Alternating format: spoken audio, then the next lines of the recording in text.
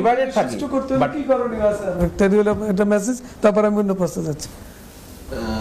ধন্যবাদ। আসলে সময় তো খুবই সংক্ষিপ্ত, তো স্বল্প সময়ে প্রশাসন পুলিশ এটাকে ঢেলে সাজাতে হবে। আচ্ছা, স্বরাষ্ট্র মন্ত্রী স্বরাষ্ট্র উপদেষ্টা তিনি বলেছেন যে 1 লক্ষ সেনাবাহিনী ডিপ্লয় করা হবে। আচ্ছা, তো সেক্ষেত্রে সিচুয়েশন অনেকটাই কন্ট্রোল করা সম্ভব হবে এবং মোর ইম্পর্টেন্টলি আপনার রাজনৈতিক দলগুলোকে আগে আসতে হবে সরকারকে সহযোগিতা করার জন্য এবং সুষ্ঠু নির্বাচন অনুষ্ঠান করার জন্য। রাজনৈতিক দলগুলোর সহযোগিতা এবং যদি নির্বাচন না হয় তাহলে একটা দেশকে সংকটে পড়তে পারে কি ধরনের? ডেফিনেটলি, এতে কোনো সন্দেহ নাই। যদি নির্বাচন না হয়, ডক্টর মোহাম্মদ ইউনূস সাহেব উনি তো বলছেন তিনি চলে যাবেন, আর তিনি চলে গেলে স্বাভাবিক এটা মিলিটারি হ্যান্ড ওভার হবে। আর মিলিটারি হ্যান্ড ওভার হলে সিচুয়েশন কোন দিকে মোড় নিবে ইউ নেভার নো, এটা প্রেডিক্ট করা মুশকিল।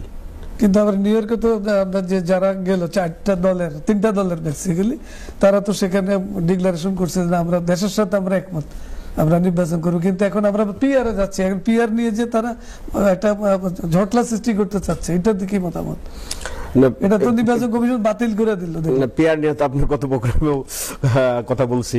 1 মিনিট আরো। হ্যাঁ, আমার মনে হয় না যে পিআর সিস্টেমটা এখনই ইমপ্লিমেন্ট করাটা খুবই জরুরি বাংলাদেশের জন্য। এটা একটা সিস্টেম বিভিন্ন পৃথিবীর প্রায় 90টা দেশে ফলো করা হয়। তো আমি মনে করি যে পিআরে আপনি আগাতে পারেন যখন কিনা আপনি নিশ্চিত হবেন যে আওয়ামী লীগ বা ভারতের মদতপুষ্ট কোনো গ্রুপ এই পিআরের সুবিধা নিয়ে যেন এখানে ইন না হয়।